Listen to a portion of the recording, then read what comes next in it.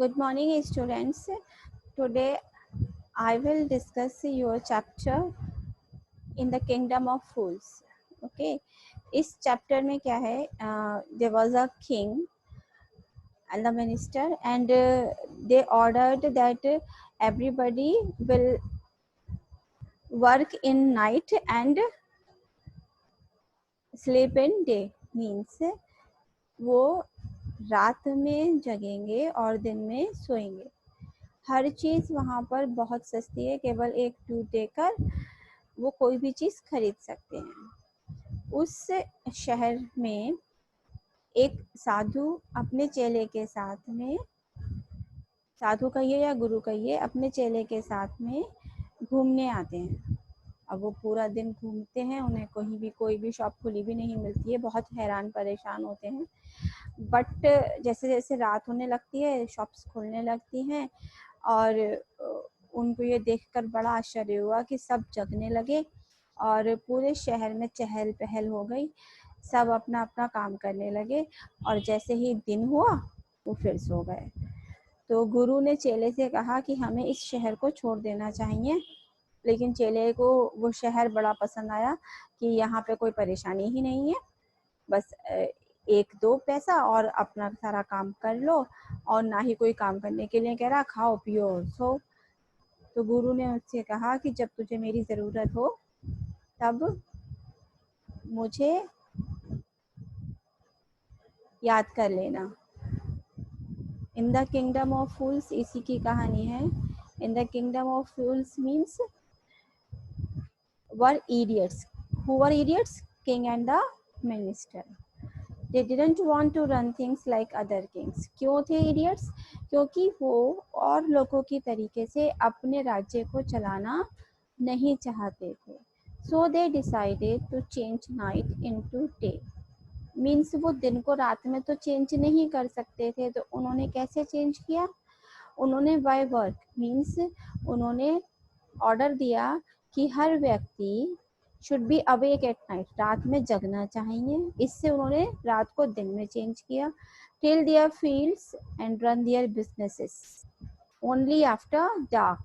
Means अंधेरा होने के बाद वो अपने काम और अपने बिजनेस रन करेंगे.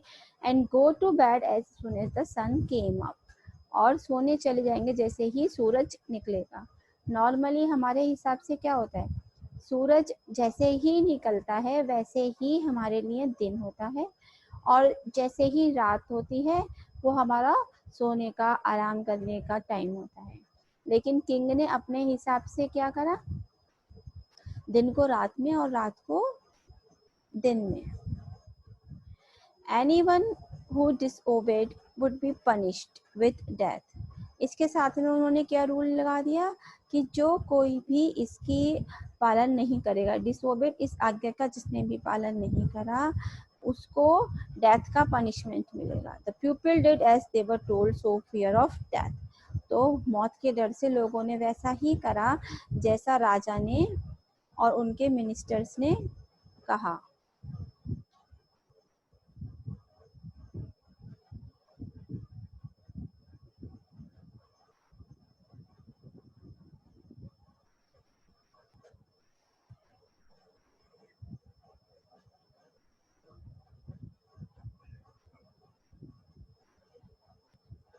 The king and the minister were delighted at the success of their project. Success of their project, क्या प्रोजेक्ट था उनका? दिन को रात में बदलना और रात को दिन में बदलना. और उनका ये जो भी प्रोजेक्ट था वो सक्सेसफुल कैसे हुआ? क्योंकि उन्होंने सबको मौत का डर दिखाया था. One day a guru and his disciple arrived in the city. एक दिन एक गुरु और एक शिष्य शहर में आया. It was a beautiful city. It was broad daylight, but there was no one about. बहुत ज़्यादा दिन निकला हुआ था लेकिन कोई भी व्यक्ति नहीं था. क्यों? Because everyone was asleep. Not a mouse steering. Not a mouse steering मतलब किसी जानवर के, छोटे से छोटे जानवर के चलने फिरने की भी आहट नहीं हो रही थी. Even the cattle had been taught to sleep by day. यानी कि जानवरों को भी ये सिखा दिया गया था कि आप दिन में सो जाओ. The two strangers were amazed by what they saw around them. Two strangers, who were two strangers? The guru and the disciple. Why were they were amazed? Because nobody is in the daytime and wandered around town till evening. शाम तक वो लोग घूमते रहे. When suddenly the whole town woke up. जब अचानक से पूरा शहर जाग गया and went about its nightly business और अपना काम करने लगा. The two men were hungry. दोनों बहुत भूखे थे. Now that the shops were open, they went to buy some groceries. To their astonishment, वो जब चीजें खरीदने गए तो उनके आश्चर्य का ठिकाना नहीं रहा. Astonishment आश्चर्य. They found that everything cost the same, a single doo-doo. उन्हें ये जानकर बहुत आश्चर्य हुआ कि हर चीज का सेम प्राइस है. A single doo-doo. Whether they bought a measure of rice or a bunch of bananas. Means आप एक केले का गुच्छा खरीदो या राइस का एक मेजरमेंट खरीदो, सबका सिंगल प्राइस है. वो क्या है? सिंगल डूडू. इट कॉस्ट अ डूडू. The guru and his disciple were delighted. They had never heard of anything like this. They could buy all the food they wanted for a rupee. 1 रुपए में वो जो चाहते थे वो खरीद सकते थे. When they had cooked and eaten, जब उन्होंने खाना बना लिया और खा लिया, the Guru realized that this was a kingdom of fools. गुरु को समझ में आ गया कि ये मूर्खों का राज्य है. And wouldn't be a good idea for them to stay here. और वो सोचता है कि ये एक अच्छा आइडिया नहीं है कि हम यहाँ पर रुकें. कौन सोचता है?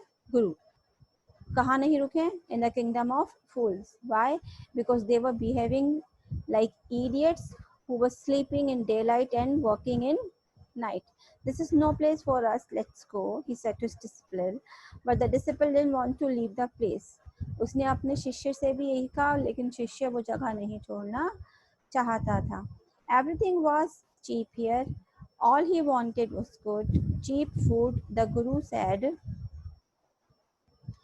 डिसिपल ने अपने गुरु से कहा कि यहाँ पे सब कुछ बहुत सस्ता है. लेकिन गुरु क्या कहता है? They are all fools. सारे बेवकूफ हैं.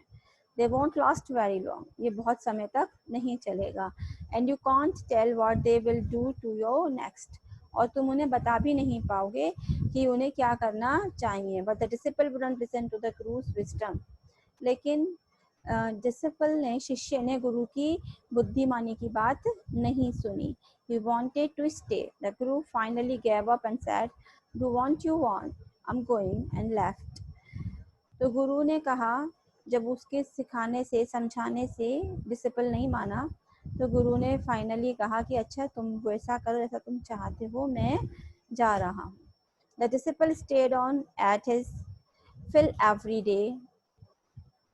Bananas and ghee and rice and wheat, and grew fat like a street side scared bull. अब वो जो शिष्य है वो खाता पीता सोता और कैसा हो गया? एक बुल की तरह, बैल की तरह. One bright day, now the incident happening that will change the whole lesson. One bright day, a thief broke into a rich merchant's house. Thief broke into means कि एक चोर ने एक मर्चेंट के घर के अंदर सेंध लगा दी. मीन्स चोरी करने के उद्देश्य से उसकी दीवार में सेंध लगा दी. He had made a hole in the wall and streaked in, and as he was carrying out his loot, the wall on the old house collapsed on his head and killed him on the spot. जब वो चोर चुरा कर जा रहा था तो वो दीवार उसके ही सिर पे गिर गई और वो वहीं पर मर गया. His brother ran to the king. अब उसका जो भाई है, किसका? चोर का. वो राजा के पास गया and complained, Your Highness, when my brother was pursuing his ancient trade. क्या कहता है वो? कि जब मेरा भाई अपना पुराना पुश्तैनी धंधा कर रहा था. एंशियंट ट्रेड मतलब जो उनके बाप दादाओं का धंधा है. चोरी उसके हिसाब से उनका बिजनेस था. Should have a wall fell on him and killed him. एक दीवार उसके ऊपर गिर गई और वो मर गया. किसने कंप्लेन करी? ब्रदर ने. किसके? थीफ के. कौन से थीफ के? जो चुराते वक्त जिसके ऊपर दीवार गिर गई. The merchant is to blame. अब वो क्या कहता है भाई? कि इस सब के लिए दोषी वो मर्चेंट है. He should have built a good, strong wall. You must punish the wrongdoer and compensate the family for this injustice. अब वो भाई क्या कहता है चोर का राजा से कि उस मर्चेंट को एक मजबूत दीवार बनानी चाहिए थी। अब आपको गलत काम करने वाले को पनिशमेंट देना चाहिए और जिस फैमिली के साथ इनजस्टिस हुआ है उसको मुआवजा मिलना चाहिए, कंपनसेट, मुआवजा। The king said justice will be done, don't worry, and at once summoned the owner of the house. King कहता है कि जस्टिस तो ज़रूर होगा, तुम परेशान मत हो, और वो उस घर के ऑनर को उसी समय बुला लेता है। कौन बुलाता है? किंग। किसे? मर्चेंट को। Why? Because the thieves brother have complain. When the merchant arrived, the king questioned him, "What's your name?" "Such and sir, your highness." "Were you at home when the dead man burgled your house?" अब वो उससे पूछता है, क्या तुम अपने घर पर थे जब चोर तुम्हारे घर में से चुरा के जा रहा था? "Yes, my lord. He broke in and the wall was weak. It fell on him." The accused pleads guilty. Your wall killed this man's brother. अब राजा कहता है कि इस चोर के भाई ने तुम्हारे खिलाफ कंप्लेन की है कि तुम्हारी दीवार ने उसके भाई को मार डाला। तो तुमने, you have murdered a man, तुमने एक आदमी की हत्या की है। We have to punish you. Lord said, the helpless merchant, I didn't put up the wall. It's really the fault of the man who built the wall. He didn't build it right. You should punish him. Now the critical situation of the lesson is that राजा से merchant कहता है कि ये मेरा अपराध नहीं है, ये अपराध तो उसका है जिसने इतनी कमजोर दीवार बनाई है, आपको उसे पनिश करना चाहिए। Who is that, my lord? This was what built in my father's time. वो कहता है ये मेरे पापा के टाइम में बनी थी। I know the man, he's an old man now, he lives nearby. वो कहता है मैं उसे जानता हूँ, वो यहीं पास में रहता है। The king sent out messengers to bring in the bricklayer who had built the wall. अब किंग अपने मैसेंजर से भेजता है उस ब्रिकलेयर को बुलाने के लिए जिसने दीवार बनाई थी, वो उसे बुला के लाते हैं। तब वो कहता है कि my Lord, it's was not my fault.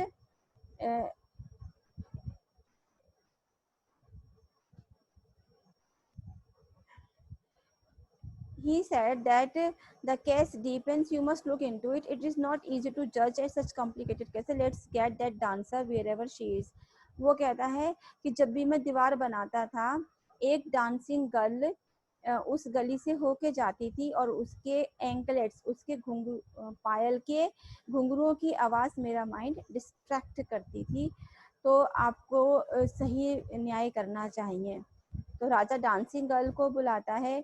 Did you walk up and down the street many years ago while this poor man is building a wall? Did you see him? अब राजा उससे पूछता है डांसिंग गर्ल से, क्या तुम उस street में आती जाती थी जब ये बेचारा व्यक्ति दीवार बनाता था? Yes, my lord, I remember it very well. So you did walk up and down with your anklets jingling. तो राजा कहता है इसका मतलब तुम अपने घुंघरुओं को बजाते, पैर की पायल के घुंघरुओं को बचाते हुए जाती थी। You were young and you distracted him, so he built a bad wall.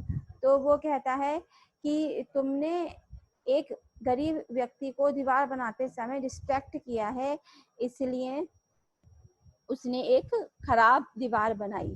It has fallen on a poor burglar and killed him. जिस दीवार ने एक गरीब बर्गलर को मार डाला, you have killed an innocent man, you will have to be punished. अब तुमने एक बेचारे व्यक्ति को मार डाला है तो तुम्हें पनिशमेंट दी जाएगी। She thought for a minute and said, my lord, I know. Wait, I know now why I was walking up and down that street. अब वो कहती है, माय लॉर्ड प्लीज एक मिनट रुकिए, मुझे पता है मैं उस समय स्ट्रीट में अप एंड डाउन क्यों कर रही थी। I had given some gold to the goldsmith to make some jewellery for me. मैंने एक सुनार के पास अपनी कुछ ज्वेलरी दी थी बनाने के लिए। He was a lazy scoundrel. वो जो गोल्ड स्मिथ है वो स्काउंड्रल था। He made so many excuses, वो बहुत सारे बहाने बनाता था। And he would give it now and he would give it then, वो कहता था अब दे दूंगा तब दे दूंगा, and so on all day. He made me walk up and down to his house a dozen time. वो कई दर्जनों बार मुझे अपने घर के चक्कर लगवाता था। That was when this regular saw me. It's not my fault. ये वही वक्त की बात है जब इस ब्रिकलेयर ने मुझे देखा, ये मेरा फॉल्ट नहीं है। It is the damn goldsmith's fault, ये किसका फॉल्ट है? सुनार का, जिसने मेरे को चक्कर लगवाए। Poor thing, she is absolutely right, thought the king. अब राजा क्या सोचता है? ये तो बेचारी, ये तो सही कह रही है। weighing the evidence, we have got the real culprit, at least get the goldsmith wherever he is hiding at once। अब वो गोल्ड स्मिथ के लिए समन जारी कर देता है। अब गोल्ड स्मिथ आके क्या कहता है? I'm a poor columnist, true I made this dancer come many times to my door। वो कहता है ये सच बात है कि मैंने इस डांसर को कई बार अपने दरवाजे पे आने के लिए मजबूर करा। I gave her excuses because I couldn't finish making her jewellery, क्योंकि मैं उसकी ज्वेलरी नहीं बना पाया था, क्योंकि उसके पहले मुझे रिच मर्चेंट के ऑर्डर्स कंप्लीट करने थे। They had a wedding coming and they wouldn't wait, you know how impatient rich man are.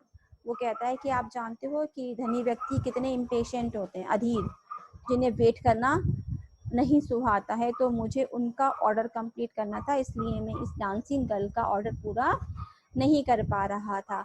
Who is this rich merchant to keep you from finishing this poor woman's jewelry? Made a workman down, which distracted this bricklayer, which made a mess of the wall, which has now fallen on an innocent man and killed him. Can you name him?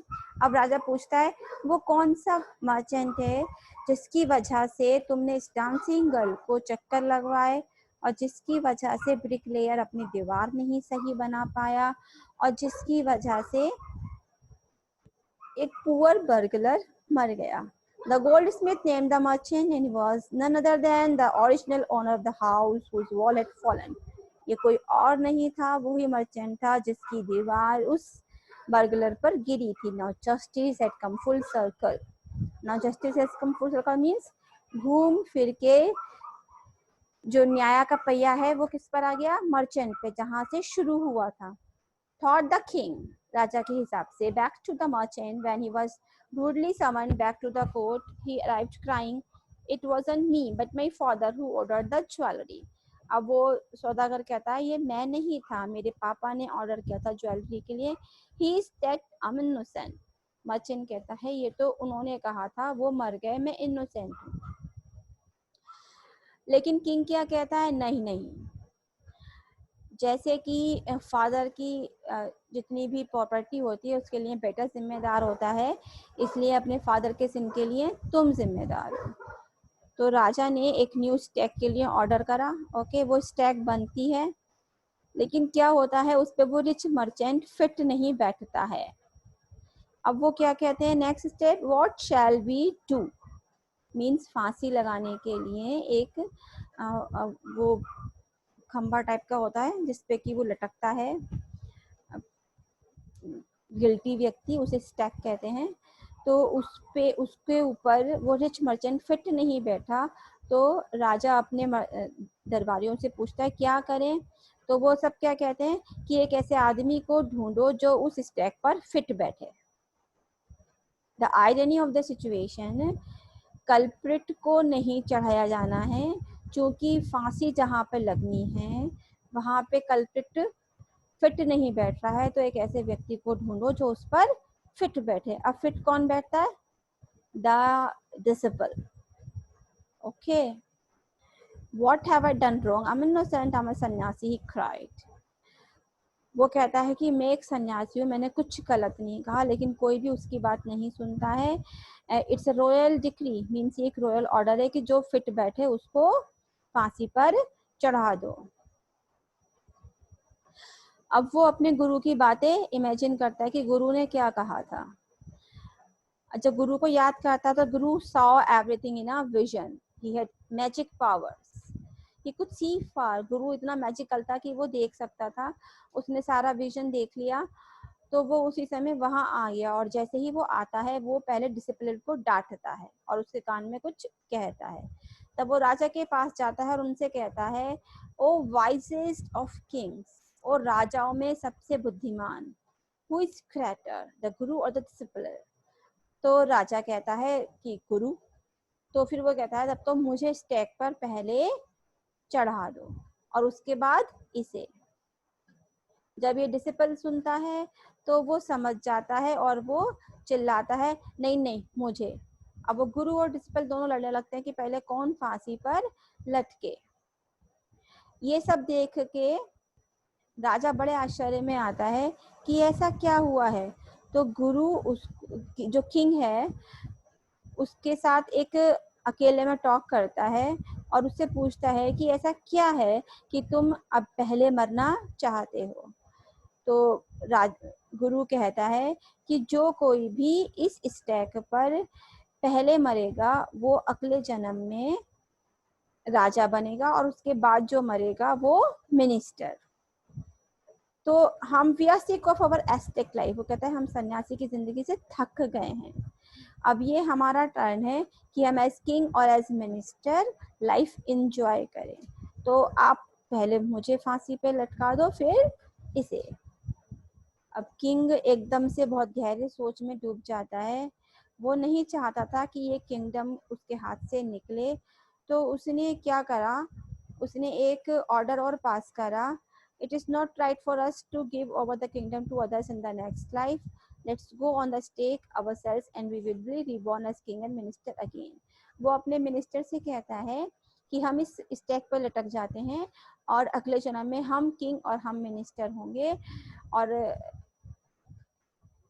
Holi man don't tell lies, वो कहता है पवित्र व्यक्ति झूठ नहीं बोलते हैं। उसका मिनिस्टर भी इस बात पे एग्री हो गया। तो उसने एग्जीक्यूशनर्स को क्या कहा कि हम इन अपराधियों को आज भेज रहे हैं।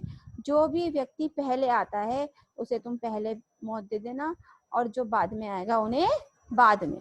वो कहता है मेरे ये ऑर्डर्स फॉलो होना चाहिए। और उस रात किंग और minister secretly to the prison, वो जेल में चले जाते हैं और वो गुरु और डिसिपल को छुड़ा देते हैं और अपने आप भेष बदल के आ जाते हैं, जिन्हें उनके लॉयल सर्वेंट्स स्टैक पर लटका देते हैं।